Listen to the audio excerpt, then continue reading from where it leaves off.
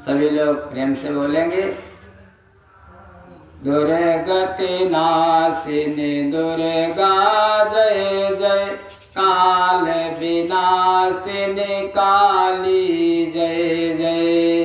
दुर्गति नाशिनी दुर्गा जय जय, काल विनाशिनी काली जय जय। दुर्गति नाशिनी दुर्गा जय जय, काल विनाशिनी काली जय जय। दुर्गति नाशिनी दुर्गा जय जय, काल विनाशिनी काली जय जय। उमा रमा ब्रह्माणी जय जय, राधा सीता रुक्मिणी जय जय। रमा ब्रह्माणी जय जय, सीता सीता रुक्मिणी जय जय। उमा रमा ब्रह्माणी जय जय, राधा सीता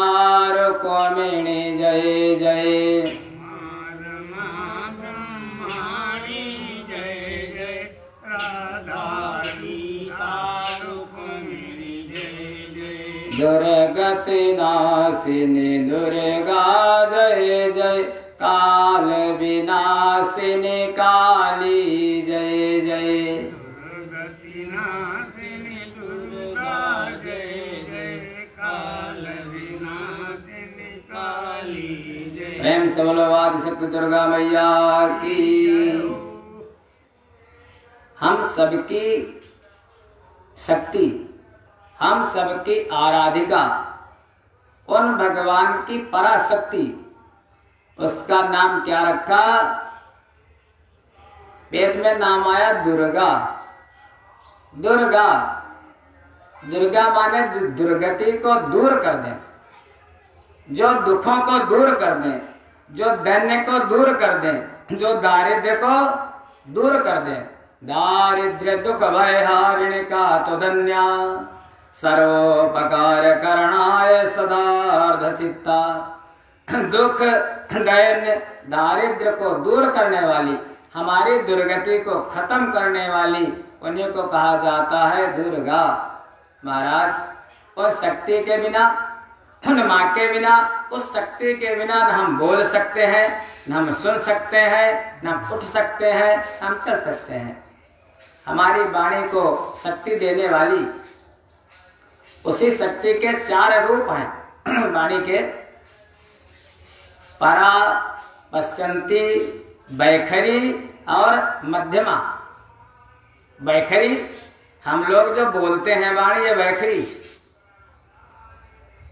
पश्यंती, जो हम लोगों के गले में रहती है। मध्यमा, जो हम लोगों के हृदय में रहती है। और परा, जो हमारे नाभि में हमारे सारे शक्ति शरीर को देने वाली हो परा, वही आदिशक्ति माँ दुर्गा, जिनको कहा जाता पराशक्ति, वो ऐसी जगदम्बा हमारे सनातन धर्म में वेदों की बड़ी महिमा है। जो वेदों में बताया गया वही हम लोग उस सबका पालन करते हैं। और वेद कहते अर्वाचीन, यह स्वयं पद्मनाभ से, वो तो स्वयं प्रकट हुए हैं, अपौरुषे हैं, किसी पुरुष के द्वारा वो रचे नहीं गए। वो भगवान की वाणी, उन परब्रह्म परमात्मा की वाणी, वो वेद, उनका विस्तार व्यास बहुत हुए। 28वें कल्प में जो व्यास जी हुए, जिन व्यास जी का नाम है कृष्णद्वैपायन। कृष्णद्वैपायन किस लिए? क्योंकि वो कृष्णा नदी के बीच में रहते हैं, बद्री नारायण में, जहाँ बदरी वन है। बदरी वन माने जहाँ बेर का वन है, और बेर के वन के पास ही एक नदी बह रही है, जिस नदी का नाम है सरस्वती, माने ज्ञान की नदी। उसी के बीच में उनका एक आश्रम है, टापू में बीचों बीच, जिसका नाम है सम्याप्रास। वहीं पर निवास करते हैं। भगवान के 17वें अवतार माने जाते हैं व्यास जी। थोड़ा रंग कैसा है, श्याम वर्ण है, इसीलिए है उनका नाम कृष्ण द्वैपायन। महाराज उन व्यास जी ने, उन प्रभु ने हम सभी जीवों पर करुणा की, क्योंकि उन वेदों को तो हम समझ नहीं सकते इतनी जल्दी, क्योंकि वेद में जैसे आया कि सत्यम वद, सत्य बोलो, सत्यम वद, लेकिन सत्य बोलने के लिए अब इतना कह देगा सत्य बोलो, लेकिन हम समझेंगे कैसे? तो बताया, वेद को सरल किया, पुराणों की रचना की। पुराण में कथा आती है किसकी? चंद्र टरे सूरज टरे, टरे जगत व्यवहार, पै दृढ़ श्री हरिश्चंद्र को टरे न सत्य विचार। वेद है सूत्र और पुराण है उसकी व्याख्या। ऐसे उसमें आया एक वेद का वाक्य, अतिथि देवो भव। दरवाजे पर कोई बिना बुलाए आ जाए उसका कभी भी तिरस्कार नहीं करना चाहिए। जिसके दरवाजे से अतिथि भूखा चला जाता है, महाराज ऐसे स्पष्ट लिखा है शास्त्र में, उसका कुल भी नष्ट हो जाता है। आगे वो कठोपनिषद में नचिकेता की तो कथा आती है, 3 दिन तक यमराज के यहाँ वो भूखा बैठा रहा। यमराज आए, उसको 3 वरदान दिए। वो ब्रह्म विद्या का महाराज निरूपण किया वहां पर यम देवता ने, यमाचार्य ने। तो अतिथि देवो भव इतना तो कह दिया गया, लेकिन समझेंगे कैसे? तो पुराण में फिर एक कथा आई, किसकी? नाम है मयूर ध्वज, जिनके ध्वज पर मोर के पंख का निशान है। हम लोग कहते हैं मौरव ध्वज। वो महाराज अतिथि देवो भव, वहां पर वो भगवान उनको रूप बना करके गए हैं, इंद्र वगैरह, और उन्होंने अपने बेटे को आरे से चीर करके 2 भाग करके उन्होंने दान किया, हमारा अतिथि की सेवा की। एक और कथा आती है, एक राजा हुए, जिन राजा का नाम हुआ शिव। महाराज ऐसा दान किया है, कोई धन दान करता है, कोई गौ दान करता है, कोई घोड़ा दान करता, कोई हाथी दान, कोई वाहन दान करता, लेकिन महाराज राजा शिव का दरबार लगा है और कबूतर बन गए हैं अग्निदेवता और बाज बन गए हैं इंद्र। वहीं पर जाकर के पहुंचे, राजा शिव की भरी सभा में धर्म को कांटा लागो।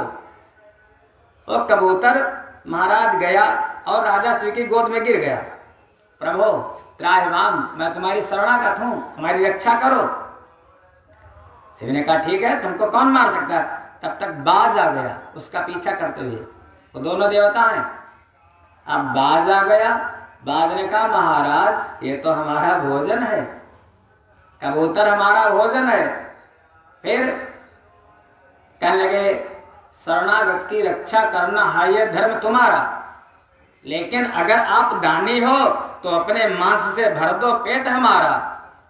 दान करना है भाई, कबूतर के बराबर अपना मांस काट करके दे दो, ये तो हमारा भोजन।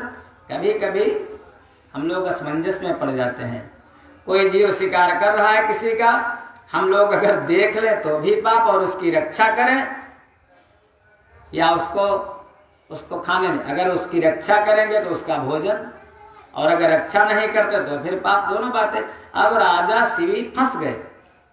राजा शिवी ने कहने लगे कोई बात नहीं, मैं अपने अंगों को काट करके भी कबूतर के बराबर अपना मांस दिए देता हूं। कांटे पर एक तरफ रख दिया कबूतर को और एक तरफ महाराज अपने मांस को काट काट करके रखते हैं, काट काट करके रखते जाते, लेकिन कबूतर इतना भारी हो गया उनका वो मांस पूरा नहीं पड़ा। राजा श्री स्वयं बैठ गए, महाराज उसी कांटे में अपने शरीर को काट करके दान कर दिया। तो इसी को कहते अतिथि देवो भव। वेद में इतना कह दिया गया, लेकिन समझना है तो जाना कहा है पुराण में, मातृ देवो भव, पितृ देवो भव, इतना तो कह दिया गया। लेकिन उसको समझने के लिए श्रवण कुमार महाराज राजा राम सरकार अपने माता पिता की सेवा कैसे करते हैं, अपने माता पिता की बात कैसे मानते हैं, तो तब जाना पड़ेगा हमको पुराण में। उन व्यास भगवान ने वेदों की व्याख्या की। पहले ये वेद जो थे लिपिबद्ध नहीं किए जाते थे, श्रवण की परंपरा थी। विद्यार्थी लोग गुरुकुल में जाते थे, गुरुजी पढ़ा लेते थे और उनको धारण कर लेते थे। श्रवण की परंपरा, भाई ऐसा समझ लो, पुराने समय में इन्हीं यवनों ने, इन्हीं विदर्भियों ने बहुत अत्याचार किए। हमारा जो महाराज नालंदा विश्वविद्यालय, जहाँ पर आग लगवा दी उन लोगों ने, 6 महीने तक वहाँ की आग नहीं बुझी। हमारे जितने शास्त्र थे, जितने महाराज हमारे काव्य थे, वो सब जल करके भस्म हो गए। तब बहुत महापुरुष ऐसे थे जिनके वो कंठ में धारण किए होते, जिनके वो मन में थे, दिमाग में थे, फिर से उन वेदों की रचना की गई महाराज। तो श्रवण की परंपरा, भगवान वेदव्यास जी ने क्या किया, एक वेद था ऋग्वेद, ऋग्वेद के 4 भाग किए, यजुर्वेद, फिर सामवेद, फिर अथर्ववेद, 3 भाग और कर दिए। अब ऐसे हमारे आज जगत गुरु शंकराचार्य जी ने भी यही किया है। व्यास जी ने 4 शिष्य बनाए, व्यास जी के 4 शिष्य। जो पहले शिष्य हैं, उन शिष्य का नाम है महाराज पैल मुनि। पैल मुनि ऋग्वेद दे दिया पैल मुनि को, पैल तुम जाओ जाकर के ऋग्वेद का प्रचार प्रसार करो। जो दूसरा वेद, उसका नाम यजुर्वेद, यजुर्वेद वो दे दिया महाराज हमारे परम आदरणीय जैमिनी। जो सांख्य शास्त्र जो ना जिन प्रकट बखान, जैमिनी को दे दिया महाराज दूसरा यजुर्वेद। फिर जो तीसरा वेद सामवेद, सामवेद दे दिया महाराज वैशंपायन को। वैशंपायन, वो वैशंपायन व्यास जी के शिष्य हैं। और अगर विचार करो तो महाभारत के जो मुख्य वक्ता हैं वैशंपायन जी महाराज। वैशंपायन जी कहते हैं महाभारत, और श्रोता है जन्मेजय। वैशंपायन है वक्ता। तो वैशंपायन से कह दिया तुम जाओ सामवेद का प्रचार प्रसार करो। फिर जो अथर्ववेद है, अथर्ववेद उनके जो चौथे शिष्य हैं, उनका नाम सुमंतु। सुमंतु को दे दिया महाराज तुम जाओ और जाकर के अथर्ववेद का प्रचार प्रसार करो। 4 हो गए, ऋग्वेद, सामवेद, यजुर्वेद, अथर्ववेद। 4 शिष्य जा करके वेदों का प्रचार करने लगे। फिर एक शिष्य बचा, जिस शिष्य का नाम है सूत जी। वेद तो हो गए, लेकिन वेद समझ में नहीं आएंगे, और सूत जी गृहस्थ हैं। सूत जी को महाराज वेद व्यास जी ने सारे पुराणों की व्याख्या करके समझा दिया, सारे पुराणों को पढ़ा दिया, स्मृतियों को पढ़ा दिया, और सूत जी से कहा तुम जाओ जा करके इन स्मृतियों का और पुराणों का प्रचार प्रसार करो, जनता में जाकर के समझाओ। वही सूत जी आकर के अपने नैमिष में विराजमान है। सौनकादि 88,000 ऋषियों में वो भी हैं, 88,000 ऋषियों में, और 88,000 ऋषियों ने उनको आसन दे दिया, वो बैठ गए। कोई भी आप पुराण जब सुनेंगे तो पुराण के वक्ता में आएगा सूत जी बोले हे सौनकादि 88,000 ऋषियों, वही सूत जी। सूत जी का एक नाम और है, जब वो कथा करते थे महाराज तो उनका नाम है रोमहर्षण। इतना भाव से कथा कहते थे, इतना प्रेम से कथा कहते थे कि उनके रोए खड़े हो जाते थे सूत जी के। रोमहर्षण नाम, रोम माने रोए और हर्षण माने जो खड़े हो जाए। सूत जी का ही नाम है रोमहर्षण महाराज। वो सूत जी जो कोई भी कथा हो तो देवी भागवत के मुख्य वक्ता है महाराज सूत जी इस समय, और सामने बैठे हैं सौनकादि 88,000 ऋषि। इसी को सुना है सूत जी ने, किससे? अपने गुरुदेव व्यास जी ने सुना, व्यास जी से सुना है। और इसी को बताया जो भागवत देवी भागवत सुन लेता है। तो कल जहाँ से कथा ने विराम लिया था, तथा न गंगा न गया न काशी न नैमिषं नो मथुरा न पुष्करम पुनाति सद्यो बदरी वनम नो यथा हि देवी मख एव विप्रा। हे ब्राह्मणों, हे ऋषियों, न गंगा न गया न काशी। गंगा जी बड़ी दूर हैं, गया बड़ी दूर है, काशी बड़ी दूर है, और नैमिषारण्य भी यहाँ से, अपने यहाँ से कम 35, 40, 45 किलोमीटर तो है ही, जाना दूर पड़ेगा। लेकिन यदि कोई भी भक्त, कोई भी श्रोता श्रीमद् देवी भागवत महापुराण की कथा सुन लेता है तो कहीं उसको जाने की आवश्यकता, वैसे तीर्थों में जाना चाहिए, ऐसी बात नहीं है, लेकिन अगर नहीं जा सकते हैं तो तीर्थ सकल कहाँ चल आवहीं, यथा ही देवी मख एव विप्रा। जो देवी भागवत सुन लेता है महाराज, उसको सारे तीर्थों का फल मिल जाता है। ऐसे बताई और कितनी महिमा है। इसी देवी भागवत को सुन करके धर्म, अर्थ, काम और मोक्ष की प्राप्ति होती है। यहाँ तक कि बालग्रह कृतम यच्च भूत प्रेत कृतम भयम देवी भागवत्स्यास्य श्रवणादयाति दूरतः। बालग्रह, रेवती पूतना, अन्नपूतना, शील पूतना जितनी है महाराज, भूत, चुड़ैल, साकनी, डाकनी, ये सब वहां से भाग जाते हैं। ग्रह पीड़ा निवारण कर देती है देवी भागवत, बड़ी महिमा है। इसी को जो कोई भी व्यक्ति भी भाव से इस भागवत पुराण का श्रवण करता है वह धर्म, अर्थ, काम और मोक्ष चारों पुरुषार्थों को प्राप्त कर लेता है। कहने लगे, एक बार की बात है, सूर्य जी कहने लगे, इसको कितनी महिमा है भागवत की। श्रवणाद वसुदेवस्य प्रसेनान्वेषणे गतम चिरायतम प्रियपुत्रम कृष्णम लब्ध्वा मुमोदः। एक बार इसी कथा को वसुदेव जी ने सुना था। वसुदेव जी का पुत्र जब चला गया तो वसुदेव जी बड़े दुखी होने लगे। प्रसेन को मार दिया सिंह ने, तो बड़े दुखी हो, प्रसेन को मार दिया और भगवान को लगा कलंक। वसुदेव जी जब दुखी होने लगे उसी समय आ गए देवर्ष नारद जी, और देवर्ष नारद जी आ गए। तब देवर्ष नारद जी ने देखा वसुदेव को दुखी, तो वसुदेव जी से कहा, दुखी क्यों हो? अरे श्रीमद् देवी भागवत महापुराण की कथा को श्रवण करो, उसी से तुम्हारा दुख दूर होगा, तुम्हारा पुत्र वापस आ जाएगा। इसी लोग कहने लगे, महाराज फिर वो कथा तो सुनाओ, वो कैसी कथा है?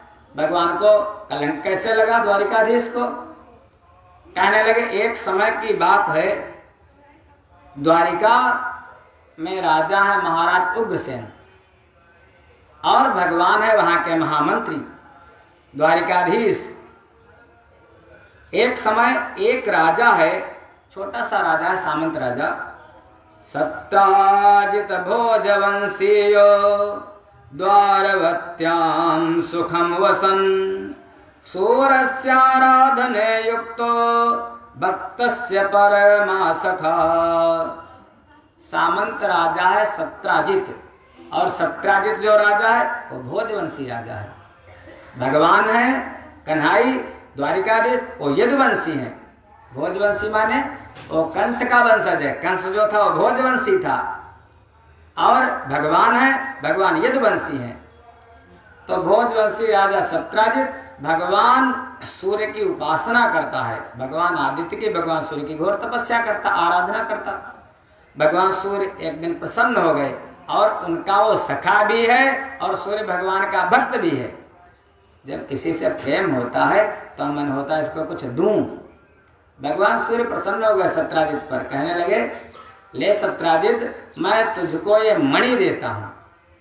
मणि प्रदान कर दी भगवान ने, भगवान सूर्य ने। और कैसी मणि है? जिस मणि का नाम है स्यमंतक मणि। और उस मणि का प्रभाव कैसा है महाराज? न तत्र मारे दुर्भिक्षम नोपसर्ग भयम क्वचित यत्रास्ते सा मणिर्नित्य अष्टभार सुवर्णदः। वह मणि जहाँ रहती वहाँ किसी प्रकार की महामारी नहीं आती, कोई रोग नहीं आता। वो जहाँ मणि रहती वहां पर दुर्भिक्ष नहीं होता, वो मणि जहाँ पर रहती तहाँ पर अकाल नहीं पड़ता। और एक खास बात क्या है, वो नित्य 8 भार स्वर्ण दिया करती थी। वह मणि थी मानो कामधेनु, जिससे कुछ स्वर्ण निकलता था, स्वर्ण निकलता था और परिवार उसी से पलता था सत्राजित का महाराज। लेकिन कभी कभी ऐसा हो जाता है कि जब हमारे पास कोई वस्तु हो जाए, बढ़िया गाड़ी खरीदें या बढ़िया कोई हार खरीदें या बढ़िया घर बनवा लें, तो अगर पड़ोसी लोग जान ना जाए महाराज, जब तक मोहल्ली वाले, तब तक हमको आनंद नहीं आता। सब जान लें और सत्राजित का वही भाव, अरे क्या जरूरत है तुमको दुनिया को दिखाने के लिए, साधना भजन दिखाया नहीं जाता है। सत्राजित ने उसी मणि को धारण किया और धारण करके वो चल दिया। कहाँ? द्वारिका सुधर्मा सभा की तरफ, जहाँ भगवान की सभा बैठी है वहीं पर। सबने कहा प्रभु कन्हई, जो दरबार में बैठे थे जितने लोग दरबारी लोग, कहने के कन्हई कन्हई कृष्ण देखो, अरे भगवान भास्कर नीचे आ गए, सूर्य भगवान नीचे आ गए। भगवान कहने लगे सूर्य कभी नीचे आ सकते हैं? अरे ये सत्राजित है और सत्राजित ने भगवान सूर्य की आराधना करके ये मणि पाई है, वही पहन करके आ रहा दिखाने के लिए।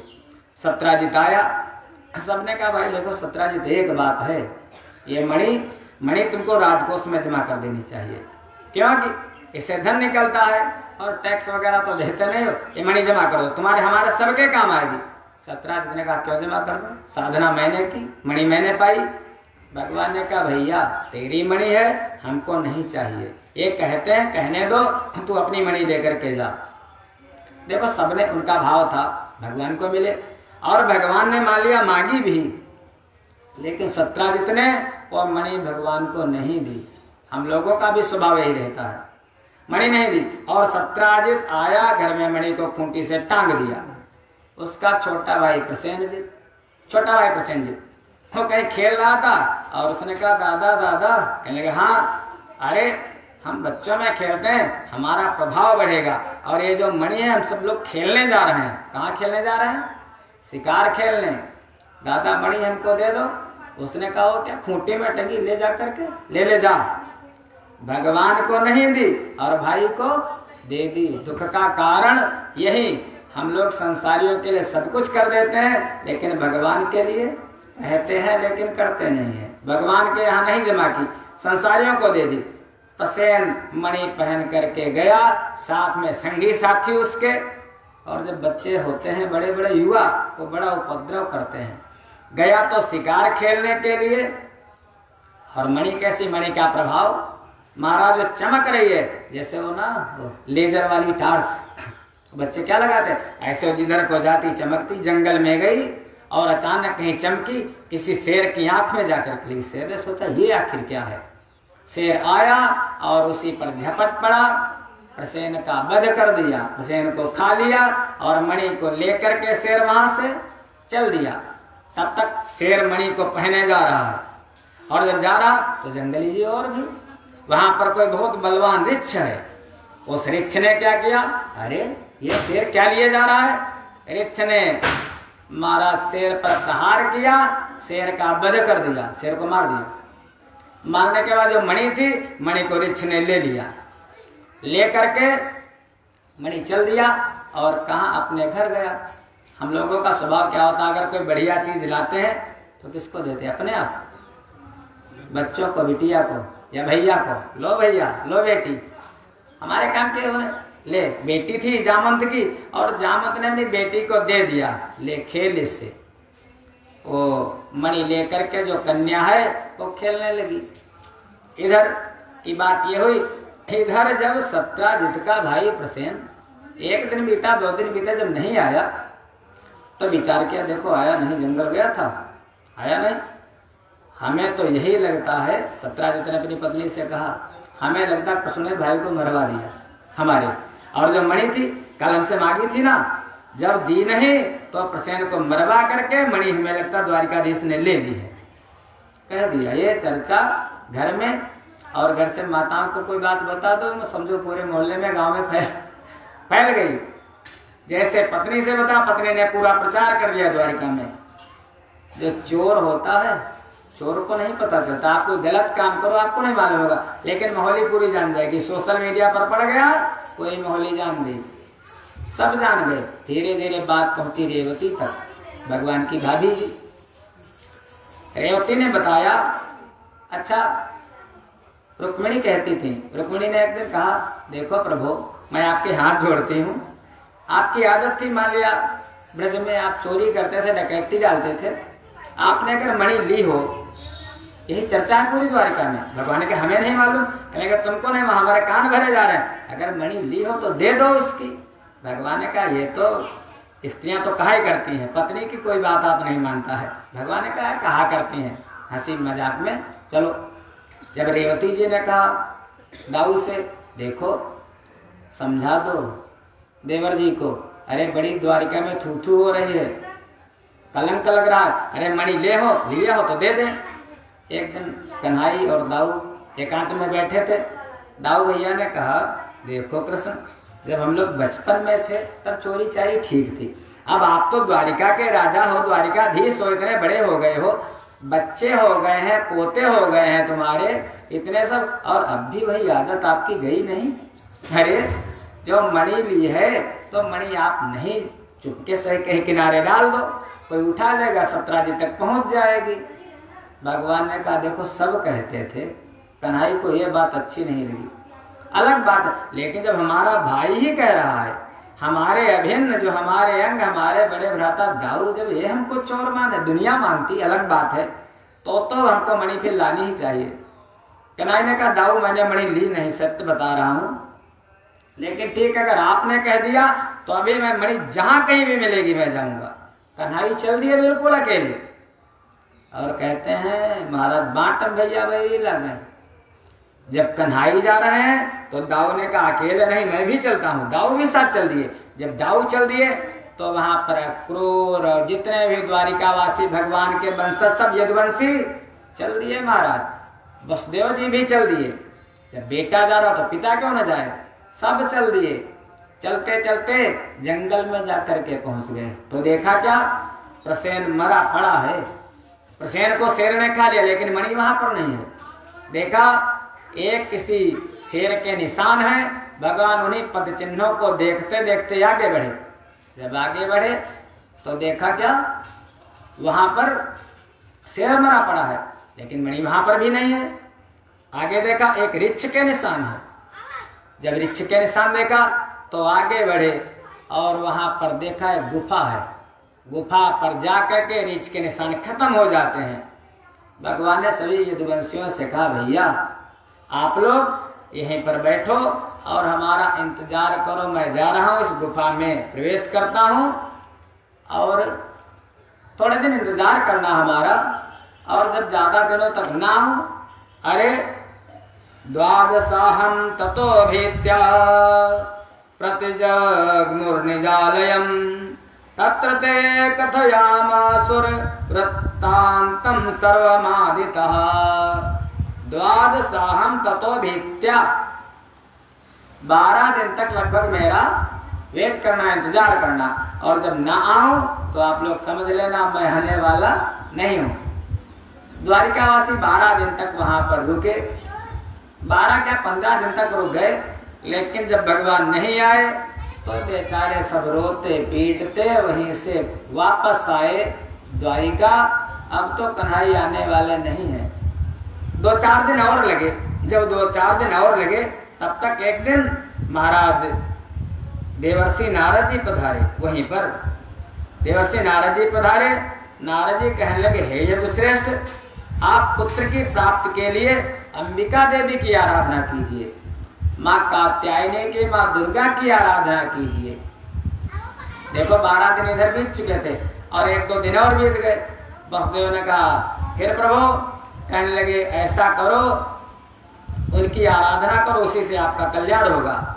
वसुदेव जी कहने लगे, भगवान का हिसा देवी किम प्रभावा महेश्वरी कथम आराधनम तस्या देवर से कृपया वद। हे भगवान, वो देवी कौन है? वो सर्वेश्वरी, सारे ईश्वरों की ईश्वर, वो कौन है? उनकी आराधना कैसे की जाती है? उनकी पूजा कैसे की जाती है? हमको बताओ। नारद जी कहने लगे, अरे उसका तो शेष शारदा भी पार नहीं पा सकते, लेकिन मैं संक्षेप में वर्णन करता हूँ। हे वसुदेव, या सा भगवती नित्या, या सा वो भगवती नित्या, जो नित्य है, अनित्य नहीं है। हम लोग अनित्य हैं, हम लोग नित्य नहीं है ना, इतना तो अंतर है हम लोगों में। वो भगवान नित्य हैं, वो कल भी थे, वो आज भी है, वो आगे भी रहेंगे। वो प्रेजेंट, पास्ट, फ्यूचर जो तीनों में रहते हैं। और हम लोग महाराज कल तो नहीं थे, आज है, कल क्या पता हो ना हो। तो वो सा नित्या, या सा भगवती नित्या है कौन? सच्चिदानंद रूपिणी, सच्चिदानंद रूपिणी। सत धन चित धन आनंद। सत माने, सत माने कहते हैं त्रिकाले अपि तिष्ठति इव सत, जो तीनों कालों में रहती हैं, भूत भविष्य वर्तमान। चित, चित माने जो चेतन स्वरूप है, जो चेतन स्वरूप है महाराज, जिन्हीं की चेतनता से सारा जगत महाराज, अखिल कोटि ब्रह्मांड उन्हीं से चेतन हो रहा है। और आनंद, आनंद जो हर समय आनंद में रहती हैं, वही महाराज सच्चिदानंद, चाहे सच्चिदानंद स्वरूपाय कह लो। अभी भागवत अगर सुनो तो उसमें यही है, सच्चिदानंद रूपाय श्री कृष्णाय नमः। और यहाँ पर वही शब्द आया है, नित्या सच्चिदानंद रूपिणी परात् परतरा देवी। अभी आया था परा, परा माने जो हमारे हृदय में निवास करती हैं। यया व्याप्तमिदं जगत, जो सारे जगत में व्याप्त हैं। जैसे भगवान विष्णु सर्वेश्वरी, सर्वस्वरूपे सर्वे से, जो सारे जगत में व्याप्त, सारे जीवों के हृदय में व्याप्त। सर्वस्वरूपे सर्वे से, सर्व शक्ति समन्वित, सारे शक्तियों की जो असीम शक्ति जिनमें है, वही माँ, उन्हीं की आराधना करो, उन्हीं की पूजा करो। और संसार बंध है तुरया सैव मुक्ति प्रदायिनी, सा विद्या परमा देवी सैव सर्वेश्वरेश्वरी। वो भुक्ति और मुक्ति दोनों प्रदान करने वाली है। वे ही विद्या स्वरूपा है और वे ही समस्त ईश्वरों की भी ईश्वरी है। जितने भी ईश्वर है सबकी ईश्वरी, सबको शक्ति देने वाली, ब्रह्मा को सृष्टि का संचालन करने की, भगवान विष्णु को सृष्टि का पालन करने की, और भगवान महेश्वर को शक्ति का विनाश, सृष्टि का विनाश करने की शक्ति देने वाली कौन? वही आद्या शक्ति परमेश्वरी। उन्हीं का आराधन करो और उन्हीं की कथा को श्रवण करो। वसुदेव जी ने कहा, ठीक है प्रभु। फिर ये बात तो हमको याद आ रही है, इनकी महिमा। एक बार जब हम कारागार में बंद थे, पहले कंस ने हमको और हमारी पत्नी को कारागार में डाल दिया। हमारे 6 पुत्र हुए, कंस ने उन 6 का वध कर दिया। जो 7वां पुत्र हुआ उसको योग माया के द्वारा भगवान ने गोकुल भेज दिया, और 8वां पुत्र उसको मैं लेकर के, खुद कृष्ण को लेकर के गया था, गोकुल बाबा नंद के यहाँ कराया था। और जो कन्या लेकर के आया था, वो कन्या वही तो योग माया थी, और वो हमारे हाथों, जैसे हमने कंस को दिया तो कंस के हाथों से छूट गई थी, और छूट करके दिव्यास्त्रगंबराले परत्नाभरण भूषिता धनुशूलेषु चरमासी शंख चक्र गदाधरा, कंस के हाथों से छूटी और छूट करके आकाश में गई। और आकाश में जाकर के कंस से कहने लगी, चिल्ला कर कहा चंचला ने, ओ अभिमानी ओ मत वाले, तेरे बैरी को पाल रहे यादव बंसी गोकुल वाले। वो जब आकाश में पहुंची तो एक दिव्य प्रकाश हुआ, और उसी छोटी से बालिका के अष्टभुजी हो गई, 8 हाथ हो गए, और 8 हाथों में से अस्त्र और शस्त्र। कंस को फटकारा और कंस को उसके बोध करा दिया कि वो तीनों लोगों के स्वामी इस भूतल पर प्रकट हो चुके हैं। वहां से वो भगवान ने पहले कहा था वो जाकर के विंध्याचल में विराजमान हो गई, जिनको हम लोग कहते हैं विंध्यवासिनी माँ। वही भगवान की जो योग माया थी, वो आदि शक्ति दुर्गा, वही विंध्यवासिनी। वो तो गर्ग जी हमारे जो गुरु जी थे, गुरु जी ने बताया था कि वसुदेव तुम्हारा शीघ्र कल्याण होगा, तो उस पराशक्ति की पूजा करो। हे नारद, आज हमको वही बात याद आ रही है। हे प्रभु, वसुदेवस्य वचः श्रुत्वा नारदः प्रीतमानसा सुदिने सुवनक्षत्रे कथा आरंभम यथा करोत। वैसे वसुदेव जी का वचन सुना नारद जी ने, चूंकि अब समय नहीं है, हम लोग कहते हैं शुभ दिन ढूंढे, शुभ नक्षत्र ढूंढे। ये शुभ दिन और शुभ नक्षत्र यही ढूंढते ढूंढते महाराज दशरथ जी भगवान राम को राज्य नहीं दे पाए। अगर वशिष्ठ जी की उन्होंने बात मान ली होती, गुरु जी की, जैसे उन्होंने कहा मैं अपने बेटे को युवराज बनाना चाहता हूँ, राजा नहीं युवराज, कहने के वशिष्ठ जी ने कहा फिर देर किस बात की, अभी बनाओ, सुदिन सुमंगल तब ही जब राम हो युवराज। दशरथ जी ने कहा आज नहीं, नक्षत्र आ जाए, कल ठीक नक्षत्र है, कल अच्छा दिन है, कल करूंगा, कल बनाऊंगा। शाम को गए कैकेयी के घर में और सारी कहानी वहीं से पलट गई। इसलिए शुभ काम में जब बुरा काम करो तो बुरा काम करने के लिए नक्षत्र ढूंढो, योग ढूंढो। किसी को मारना है, लड़ाई झगड़ा करना तो नक्षत्र ढूंढो, लेकिन अगर अच्छा काम करना है तो नक्षत्र ढूंढो, न दिन ढूंढो, न तिथि ढूंढो। महाराज भगवान के मंदिर जाना, भगवान की हम लोग जब कथा कहीं होती है महाराज, जब कोई सुनना चाहे तारीख देख लिया बस शुरू, नक्षत्र तिथि कुछ नहीं, भगवान के नाम, और वो कथा निर्विघ्न पूरी भी हो जाती है भगवान की कृपा से, भगवान के नाम। अब यहाँ पर नारद जी ने, क्योंकि समय नहीं है, वो 12 दिन तो वहां चले गए और इधर 2-4 दिन और बीत गए, 18 दिन हो गए धीरे धीरे, और 18 के बाद 9 दिन की कथा कही, देवी भागवत 9 दिन की है। 18वें दिन से कथा प्रारंभ की और कथा कहने लगे नारद जी, और उसी समय जैसे शुरू हुई कथा तो प्रथम स्कंद आराध्य से नारद मुखोद्गतम शुश्राय वसुदेवस्य भक्त्या भागवतामृतम। जैसे इस श्रीमद् देवी भागवत में 12 स्कंद है, नारद जी सुनाने लगे। जैसे प्रथम स्कंद की कथा सुनी महाराज और वसुदेव जी का मन लग गया, इधर धीरे धीरे दिन बीत गए 27। जब 27 दिन बीत गए तो इनको कथा सुनते सुनते वसुदेव जी के आज कथा की पूर्णाहुति है, 9वां दिन है, पूर्णाहुति होने वाली। और उधर की घटना क्या हुई, जो रीछ था, रीछ कोई और नहीं थे, रीछ थे जाम्बवान जी। और जाम्बवान जी ब्रह्मा जी के अवतार। थोड़ी हम लोग कहते हैं जब तक हमारे मन में कामना रहती है तो हम लोगों को जन्म लेना पड़ता है, जब कामना समाप्त होती तभी मुक्ति होती है। जामवंत जी सतयुग में भी थे नहीं थे? अरे भाई, जब बलि को छला भगवान ने, बलि बांधत प्रभु बाढ़ो सो तनु बरनि न जाई, ओ भय गरिमा दीनी सात प्रदीक्षण धाई। ये बात करके सतयुग की, ओ भय गरी केवल चौथाई घड़ी में ही महाराज 7 प्रदक्षिणा की थी। कौन? विराट भगवान की, वो जामवंत जी इतने बलवान। फिर जब त्रेता आया तो त्रेता में राम जी की सेना के जो मुख्य थे वो जामवंत, अंगद, हनुमान, यही तो थे। वहां पर निशाचरों को पीस करके मारा है, पीस करके। जामवंत जी ने कहा प्रभु बहुत घोर युद्ध हुआ। भगवान ने कहा बहुत घोर युद्ध हुआ। जामवंत ने कहा घोर युद्ध कहाँ हुआ? अरे कुछ मजा तो आया नहीं।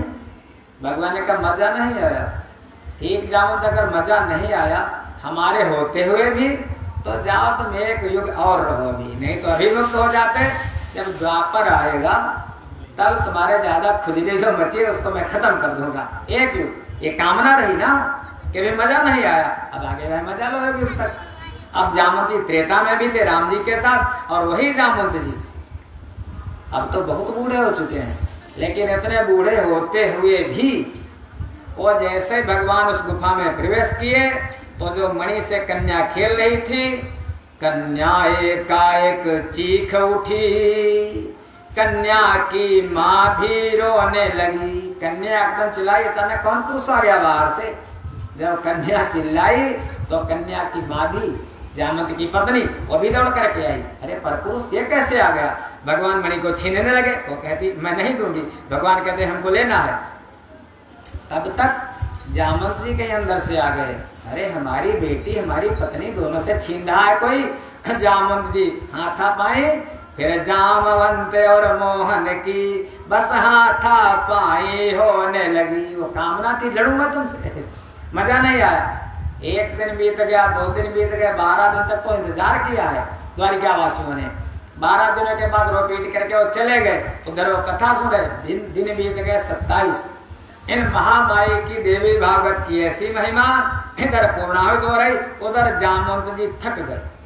27 दिनों में जामवंत महिमा, वैसे थकते नहीं, उनकी शक्ति, वही शक्ति जब उधर शक्ति का महाराज आवाहन हो रहा है तो जामवंत की शक्ति कम होने लगी और कन्हैया की शक्ति बढ़ने लगी। धीरे धीरे थक गए। अब उनको बोध हो गया, अरे ये तो हमें लगता हमारे आराध्य हमारे राम जी हैं। उनको दर्शन होने लगा। जैसे ही दर्शन होने लगा, जामवंत जी ने छोड़ करके अलग हाथ चरणों में गिर गए भगवान के। प्रभु बड़ा दुख हुआ, क्षमा कर दो प्रभु, बारंबार मैं तुमसे क्षमा मांगता हूँ। भगवान ने कहा जामवंत तुम्हारे कामना थी ना, चलो लड़ लिया, कोई बात नहीं।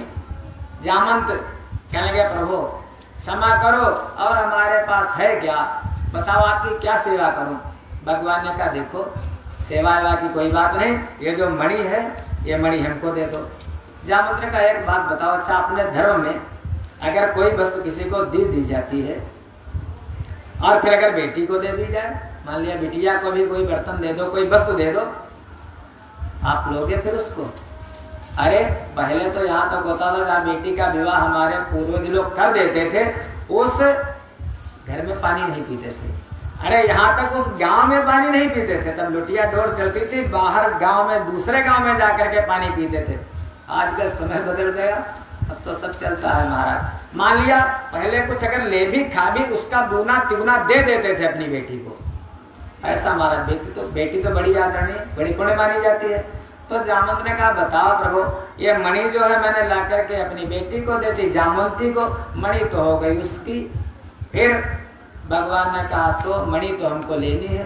जामवंत ने कहा अगर मणि लेनी है तो भाई अब हम तो हो गए हैं वृद्ध, हमारी बेटी है भी जवान, और प्रभु बूढ़े भक्त की भेंट आए, प्रभु इसको स्वीकृत कीजिएगा।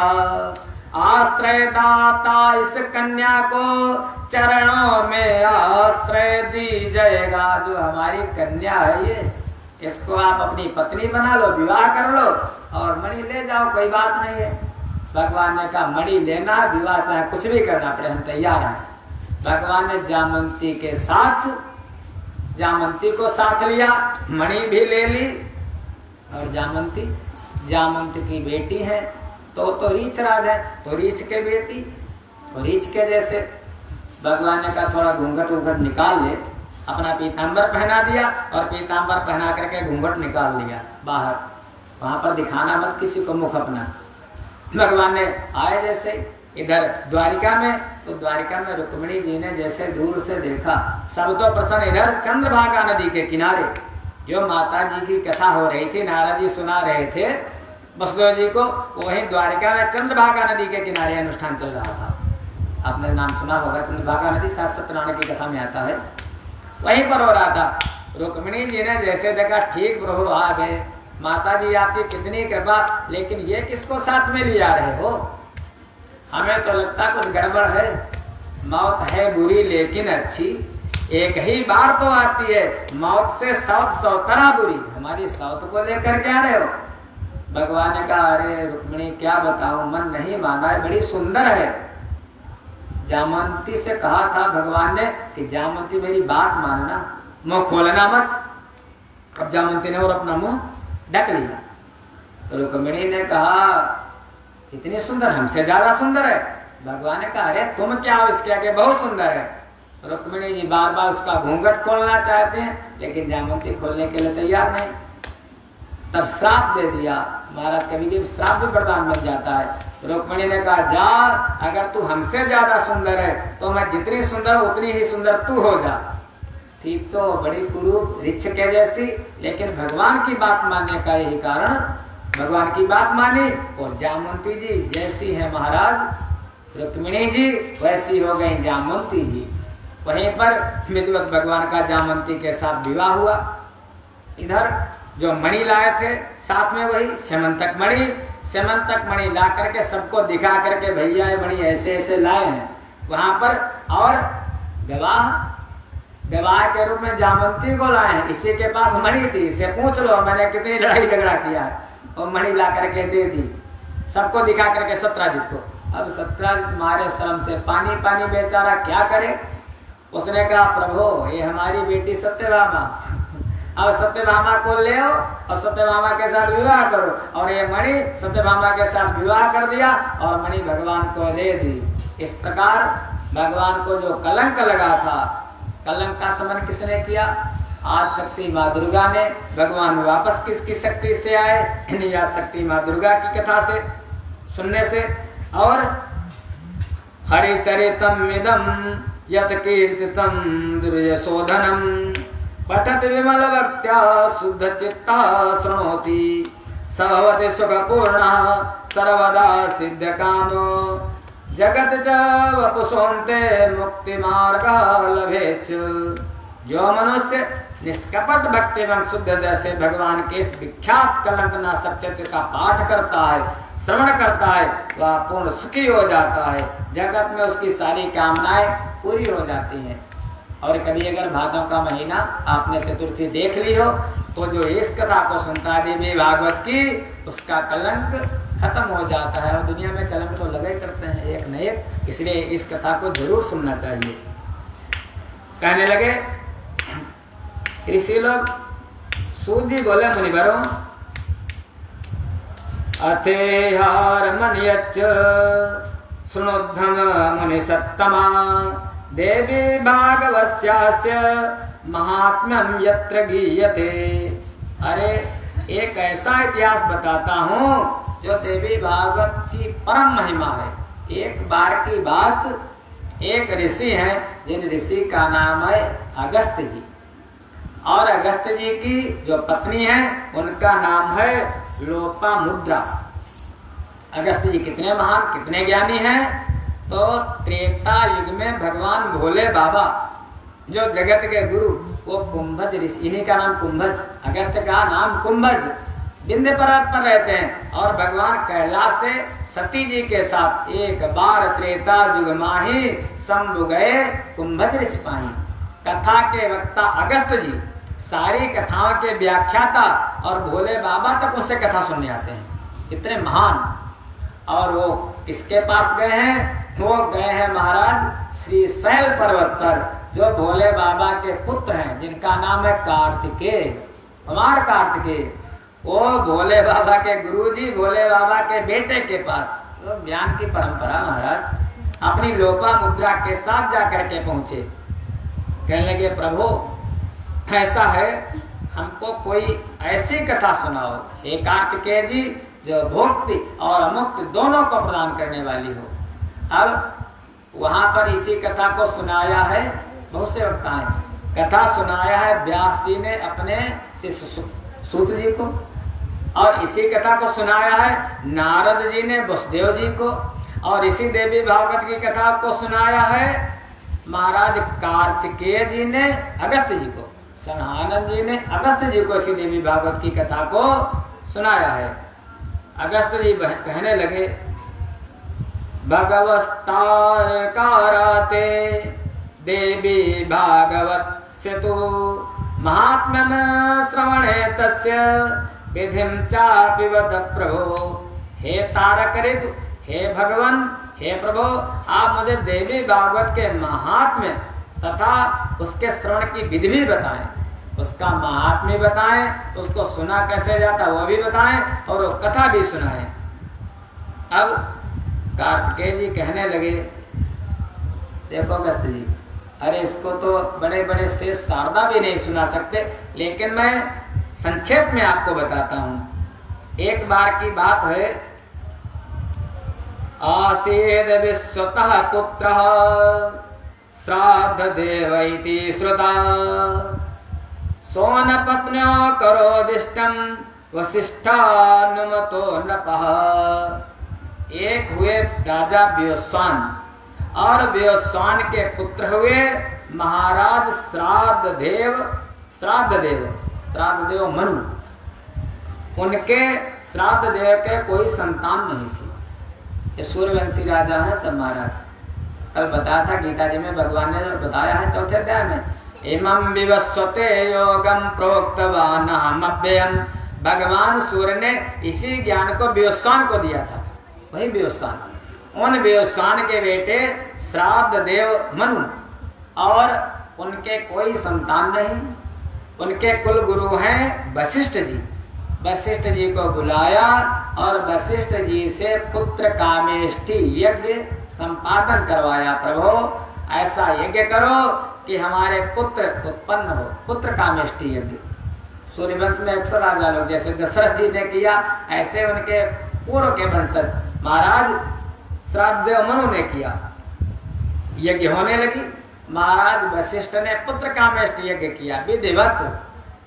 जब यज्ञ पूरा हुआ तो जो इनकी पत्नी थी, पत्नी का मन था, इनकी पत्नी का नाम था श्रद्धा। श्राद्धदेव की मनु की पत्नी का नाम श्रद्धा। श्रद्धा का मन था कि हमारे बेटी हो। बहुत सी माता अक्सर यही चाहते हैं बेटियां हो, और पिता चाहते हैं भाई अगर हमारा बेटा नहीं होगा वंश का विस्तार कैसे होगा, वंश का विस्तार। श्राद्धदेव चाहते हैं बेटा हो और उनकी पत्नी श्रद्धा चाहती है बेटी हो। दोनों ने आपस में मंत्रणा नहीं की, दोनों ने सलाह नहीं की। गुरु जी से उन्होंने ये कहा, लेकिन माता ने जो कहा, वशिष्ठ जी को लगा बेटी ही चाहिए, तो वशिष्ठ जी ने यज्ञ किया, हुई बेटी।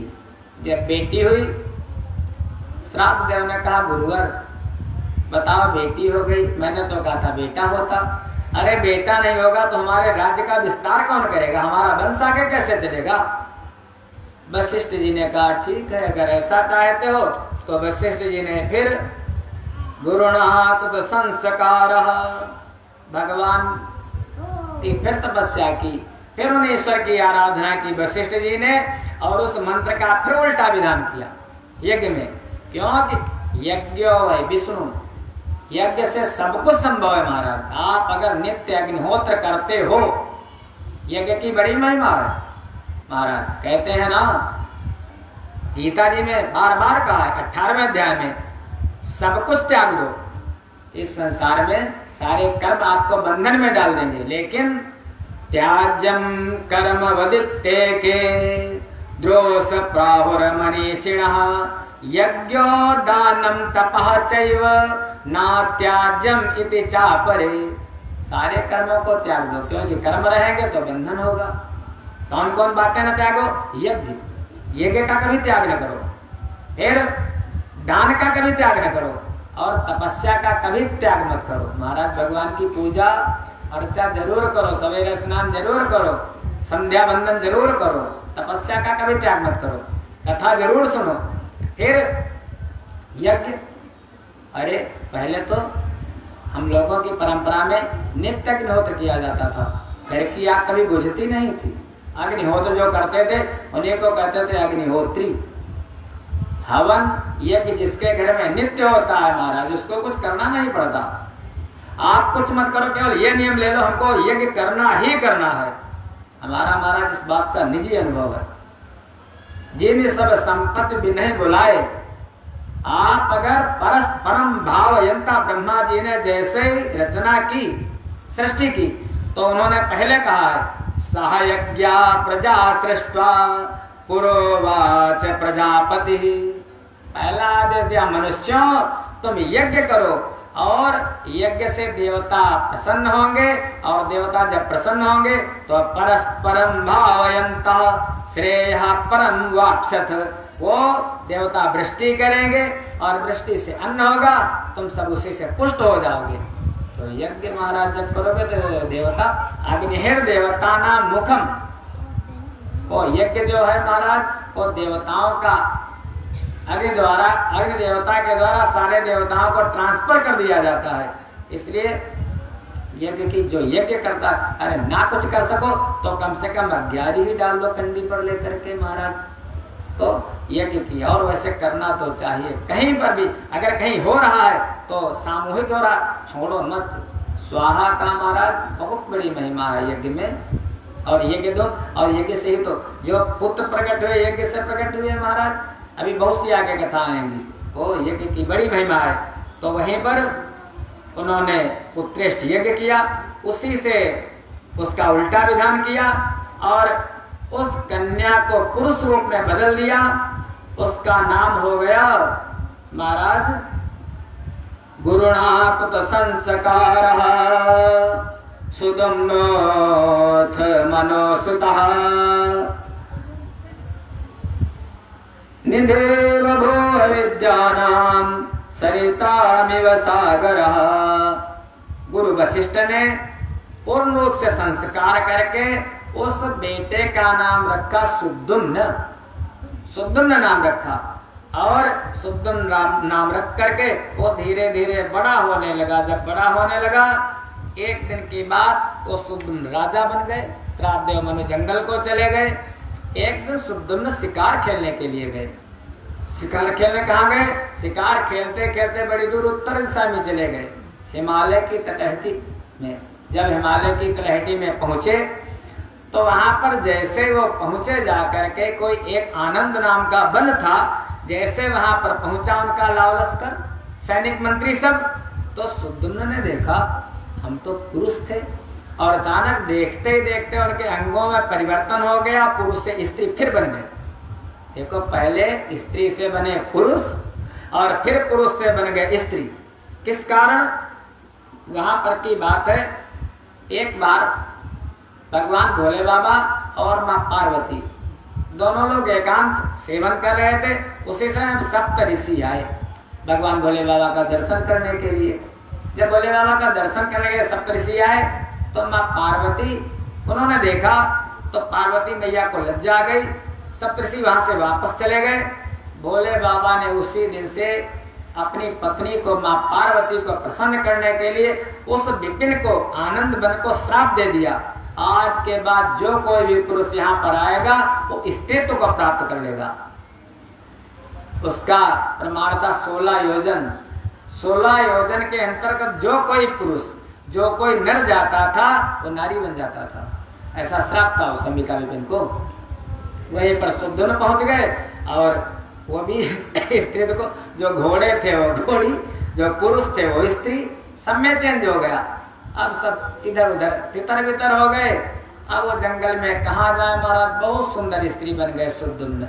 जाकर के देखा वहीं पर चंद्रमा के एक बेटे हैं, जिन बेटे का नाम बुध, चंद्रमा के पुत्र। किनारे पर उनका एक बढ़िया सुंदर सा आश्रम बना है और वहीं पर जाकर के पहुंचे।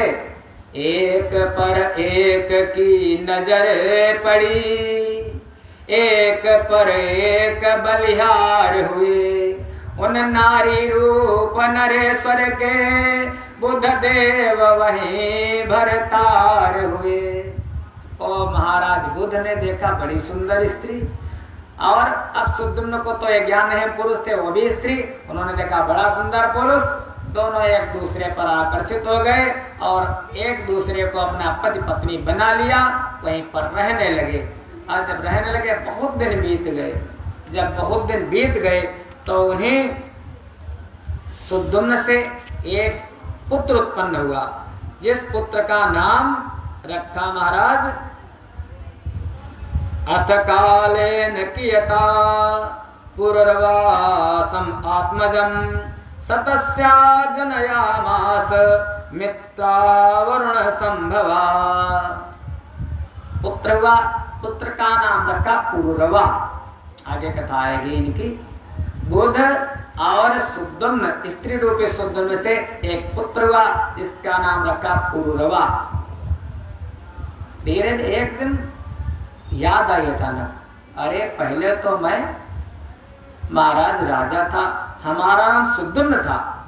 अचानक कहते हैं याद जब आती गुरुदेव की, तो गुरुदेव सब कुछ कर सकते हैं, गुरुदेव की बड़ी महिमा है, गुरुदेव में बड़ी शक्ति है। याद आ गई वशिष्ठ हमारे गुरुदेव थे, याद किया, कहने लगे मेरा कोई न सहारा बिन तेरे, गुरुदेव संवरिया मेरे, मेरा कोई न सहारा बिन तेरे, गुरुदेव संवरिया मेरे, मैंने जन्म लिया जग में आया, प्रभु कृपा से ये नर तन पाया,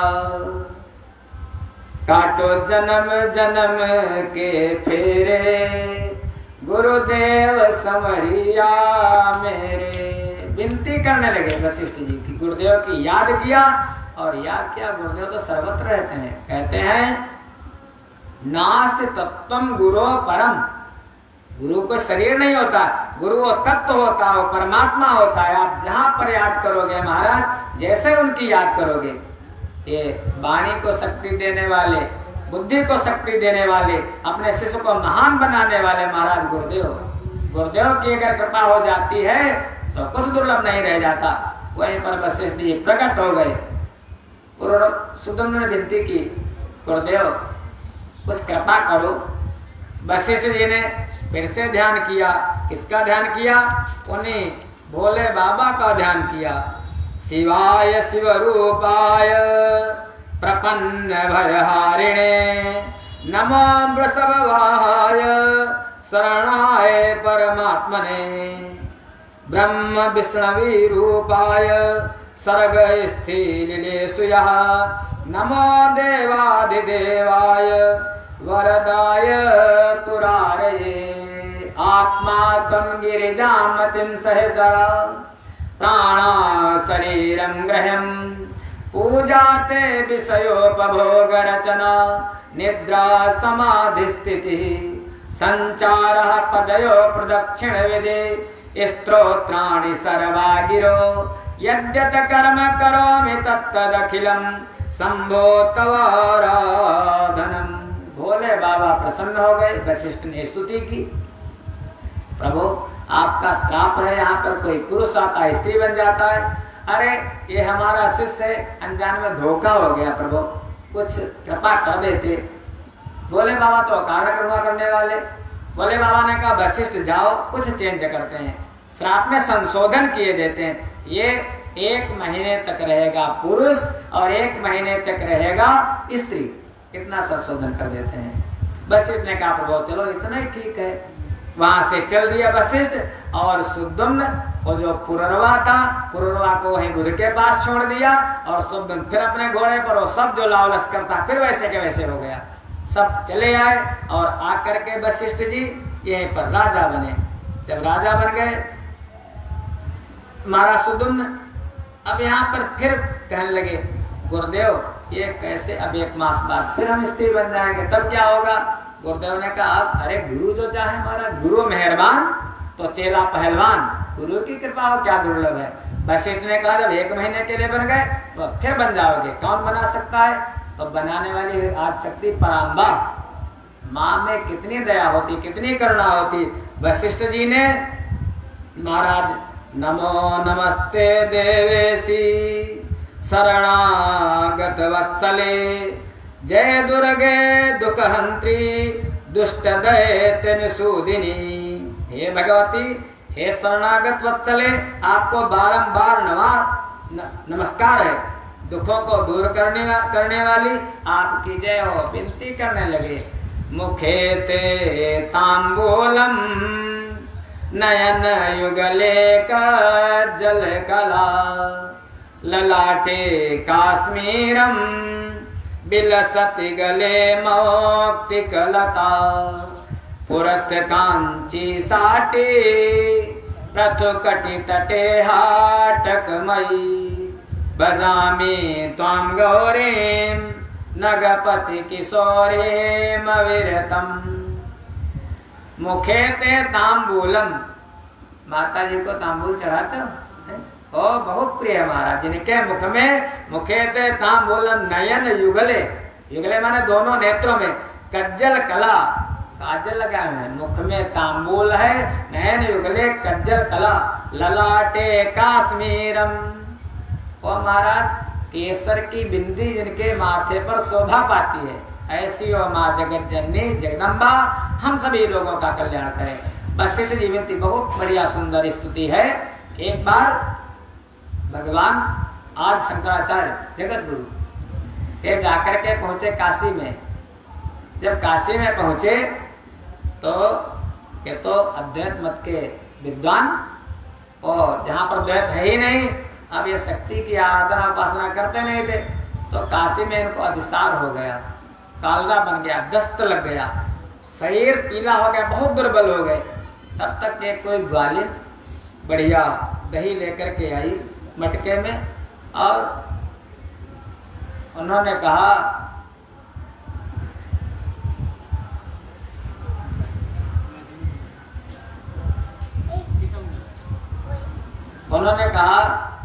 कि माँ बड़ा शरीर दुर्बल हो गया है, तो उसने दही निकाल करके दिया अपने मटके से ग्वालिन ने, और ये भी कहा शंकर ये बताओ, आप अद्वैत मत के प्रतिपादक हो, अद्वैत की साधना करते हो, कि आपने शक्ति की साधना कभी की? उनको लगा वो अन्नपूर्णा मैया ही ग्वालिन का रूप बना करके आई थी, और वहीं पर काशिका क्षेत्र में भगवान आज शंकराचार्य जी ने उन भवानी की, उन गौरी की स्तुति की। यही इसका नाम है आनंद लहरी। पूरा अगर पाठ करो हमारा आनंद लहरी नाम है, तो आनंद ही प्रदान करती है। मुखे ते तांबूलम में नुगले कज्जल कला। भगवान वशिष्ठ जी ने आदिशक्ति की विनती की, और वहीं पर सुद्युम्न को कथा सुनाई। कौन कथा? यही देवी भागवत महापुराण की कथा। कहने लगे, हे सुद्युम्न श्रवणा देव सततम पुरस्तम अस्य भविष्यति युक्तो जातिरोधानम गच्छन्ता शाश्वेश्वरो। इसके श्रवण मात्र से उसे सर्वदा के लिए पुरुषत्व की प्राप्ति हो जाएगी। ऐसा कहकर भगवती पार्वती तथा भगवान शंकर अंतर्ध्यान हो गए। जब स्तुति की वशिष्ठ जी ने माँ भवानी की, माँ गौरी की, और माँ पार्वती जी प्रकट हो गए। देखो भोले बाबा जैसे पिता कितना दे सकता है। अरे पिता का थोड़ा रिश्ता बेटे से कम होता है, क्योंकि बेटा माँ का जो है रिश्ता 9 महीने ज्यादा होता है। वो 9 महीने उसको अपने उदर में रखती है, और माँ कितनी करुणा करती है, पिता का प्रेम होता कम नहीं होता है, ऐसी बात नहीं। लेकिन माता का प्रेम, और माँ जितना कर सकती बेटे के लिए, पिता उतना कहाँ कर सकता है महाराज। रात जग करके, कोई छोटा बच्चा हो किसी का, देखो रात में रोने लगता है 2 बजे से। कोई बच्चे छोटे होते, जब 1-2 महीने के, रात्रि महाराज रोते, और माँ जग करके दिन में काम भी करती है, और रात्रि में बच्चों को महाराज जगती है उनके साथ में। वो बाथरूम करते, लेटरिन करते, तो वो भी पहुंचना, वो भी साफ करना महाराज। वो माता इसीलिए धन्य होती हैं। पिताजी ने तो कह दिया था भोले बाबा ने कि 1 महीना तक पुरुष और 1 महीने तक स्त्री, लेकिन पार्वती मैया ने कहा जाओ वशिष्ठ, इसको देवी भागवत की कथा सुनाओ, अब ये सब दिन के लिए पुरुष बन जाएगा। वही महाराज वशिष्ठ जी ने कथा सुनाई है इसको, सुद्युम्न को, और सुद्युम्न ने देवी भागवत की कथा सुनी, और सब दिन के लिए फिर से पुरुष बन गए। ऐसे महाराज सुद्युम्न ने राज किया।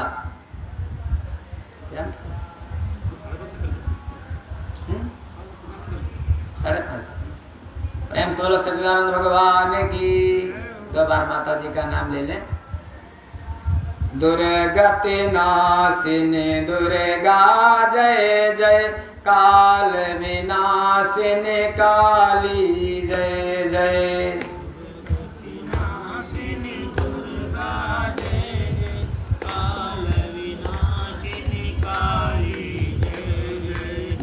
दुर्गति नाशिनी दुर्गा जय जय काल विनाशिनी काली जय जय दुर्गति नाशिनी दुर्गा जय जय काल विनाशिनी काली जय जय कुमार माँ ब्रह्माणी जय जय राधा सीता रुक्मिणी जय जय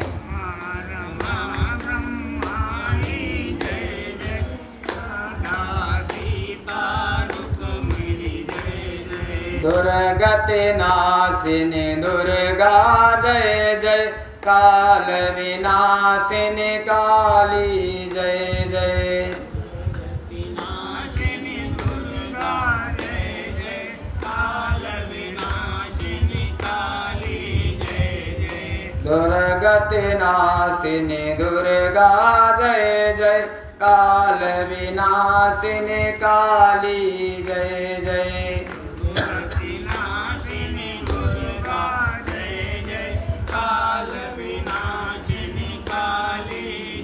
समर दुर्गा मैया की। वक्ता है महाराज कार्तिकेय जी और श्रोता है महाराज अगस्त जी। अगस्त जी ने कहा प्रभु देव सेनापते देव विचित्रेयं श्रुता कथा पुनरनयच्च माहात्म्यं वद भागवतस्य में। अगस्त जी कहने लगे हे कार्तिकेय, हे देवताओं के सेनापति, आपने बड़ी विचित्र कथा सुनाई। अब आप देवी भागवत का दूसरा महात्म मुझे और अच्छा बताएं। बहुत हमारी देवी माँ के चरणों में बड़ी श्रद्धा हो रही है। कार्तिकेय जी कहने लगे ऋषिवर, एक कोई ऋषि थे, बहुत पुराने समय की बात है, प्राचीन समय की, जिनका नाम था ऋतवाक। ऋतवाक गीते विख्यातो मुनिरासीन महामती तस्य पुत्रो भवत काले गणान्ते पौष भांति में। एक कोई ऋतवाक नाम के ऋषि थे। उन ऋषि के एक पुत्र हुआ। वो पुत्र जैसे ही हुआ तो नक्षत्र चल रहा था रेवती का, और रेवती के नक्षत्र का चौथा चरण चल रहा था। रेवती को उस समय मूल का माना जाता है। तो जो चौथा चरण होता है, पहला चरण तो ठीक होता है, उसमें अगर बेटा उत्पन्न होता है पुत्र तो राजा के बराबर होता है। लेकिन चौथे चरण में जब रेवती के होता है और फिर कहते हैं गणांत के मूल, वो महाराज बहुत कठिन होता है। उनका बेटा तो हुआ ऋतवाक का, लेकिन वो गणांत के मूल में हुआ। रेवती नक्षत्र के गणांत के मूल में चौथे चरण में हुआ।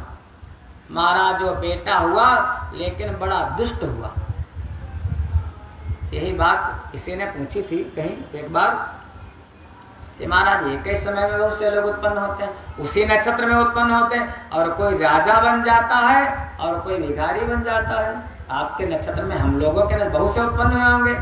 और वही महाराज नाम एक नक्षत्र एक, लेकिन वहां पर नक्षत्र और नाम काम नहीं करता। वहां पर काम क्या करता है? पूर्व जन्म के जो हमारे संस्कार है वो काम करते हैं। पूर्व जन्म में मैंने क्या किया था, वहां पर ये ज्योतिष शास्त्र, पूर्व जन्म के कर्मानुसार ज्योतिष वहां पर थोड़ा हल्की पड़ जाती है।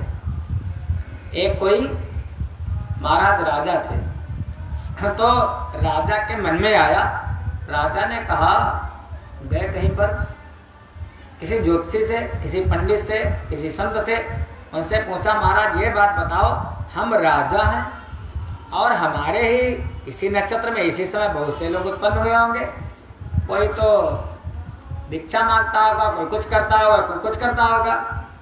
ऋषि ने कहा देखो ऐसा करो, हमारे पास इस समय टाइम नहीं है, तुम यहाँ से जाओ और जाकर के एक जंगल में ऋषि हैं, वो ऋषि अंगारे खा रहे हैं, उनके पास चले जाओ, तुम्हारे प्रश्न का उत्तर दे देंगे। राजा वहां से चला तो जंगल में पहुंचा, एक ऋषि हैं तो आग अंगारे जला रहे और अंगारे खा रहे हैं, अंगारे जला रहे खा रहे हैं। वहां से उन्होंने कहा राजन देखो यहाँ से जा, हमारे पास टाइम नहीं है, मैं जानता हूँ तुम कौन सा प्रश्न लेकर के आए हो, हम तुम्हारे प्रश्न का उत्तर नहीं दे सकते। थोड़ा आगे जाओ, एक संत मिलेंगे, वो आपके प्रश्न का उत्तर दे देंगे। थोड़ा आगे गए तो देखा एक संत मिले, और वो संत मिले वो करते क्या है, वो चिमटे से अपने मांस को नोचते हैं और नोच करके खा लेते हैं, नोचते हैं अपने मांस को खा लेते हैं। अब वहां से उनसे पूछा, उन्होंने कहा मैं जानता हूँ राजन तुम्हारा प्रश्न क्या है, लेकिन हमारे पास टाइम नहीं है, हम आपके प्रश्न का उत्तर नहीं दे सकते, आप आगे जाओ। एक अभी बालक उत्पन्न हुआ है, एक बालक ने भी जन्म लिया है, वो तुम्हारे प्रश्न का उत्तर देगा, जल्दी जाओ। महाराज नहीं तो अभी वो जाने वाला मर जाएगा, फिर उत्तर नहीं मिल पाएगा। राजा दौड़े दौड़े एक गांव में गए तो बालक जन्म लिया था, बालक ने जन्म लिया था, और बालक कहने लगा राजन आप जिस लिए आए हो मैं जानता हूँ आपके प्रश्न का उत्तर, आप अपने प्रश्न का उत्तर ही तो लेने आए हो। राजा ने कहा हाँ। कहने लगे आपका प्रश्न यही है कि एक ही मुहूर्त में जन्म लिया और अलग अलग कोई राजा बन जाता, कोई भिखारी बन जाता। तो ये राजन हम 4 भाई थे, हम 4 भाई थे, तुम भी थे, और जो आग खा रहा वो भी था, जो मांस खा रहा वो भी था, और मैं भी था। एक दिन की बात, हमारे यहाँ अकाल पड़ा, कोई आया भूखा आदमी और उसने कहा कुछ भोजन चाहिए, वही अतिथि देवो वाली बात आ गई, अतिथि देवो भव। कोई भोजन का प्रश्न कर देता है, तो वो जो बड़े वाले थे उन्होंने कहा मैं तुझको दे दूंगा, मैं क्या आग खाऊंगा क्या? जैसे आप लोग बहुत से लोग कह देते हैं तुमका देवो का आग ही कहो खा, भिखारी को भगा देते हैं, अरे तुमको दे दूंगा कि आग खाऊंगा। इसे कहने इसीलिए वो आज आग खा रहे हैं। कहने लगे फिर कहने लगे जब दूसरे भाई के पास पहुंचे उसने कहा मैं तुमको दे दूंगा, क्या मैं अपना मांस खाऊंगा? तो वही अपने मांस को नोच नोच करके खा रहे हैं। और दिया नहीं, मांगा और मांगने पर भी नहीं दिया। मान लिया आप भोजन कर रहे हो या आप दुकान पर खड़े हो करके समोसा चाट खा रहे हो और कोई भिखारी आ जाए, निकल गया कोई बात नहीं, लेकिन अगर वो मांगे, मैंने देखा है लोग अनदेखा कर देते, और मांगे तब भी अगर नहीं देते तो जघन्य पाप है। फिर कहने लगे वो मेरे पास आया तो कहने लगे मैंने कहा कि मैं तुमको भोजन दे दूंगा, मैं मर जाऊं क्या तुमको दे दूं? कहने लगे इसीलिए राजन मैं बार बार मरता हूँ और पैदा होता हूँ, बार बार मरता हूँ पैदा होता हूँ, और फिर तुम्हारे पास गया तो तुम्हारे पास जो कुछ भी था तुमने अपने हिस्से का उसको दे दिया। इसीलिए आप अपने कर्मों के अनुसार राजा बने, और हम तीनों भाई कोई मांस खा रहा है नोच करके, कोई आग खा रहा है, और मैं बार बार मर रहा हूँ, सब कर्मों का फल है। तो महाराज ऋतवाक, अभी जो कथा हो रही थी, ऋतवाक का पुत्र तो हुआ लेकिन वो मूल नक्षत्र में हुआ, गणांत के मूल रेवती का चौथा चरण बहुत दुष्ट हुआ। जब वो तरुण अवस्था में आया उसने किसी मुनिपुत्र की पत्नी का बलपूर्वक हरण कर लिया। दुर्बुद्धि अपने माता पिता की शिक्षा पर कभी ध्यान नहीं देता था, बच्चों को मारता था, हत्या करता था, जुआ शराब सब करता था महाराज।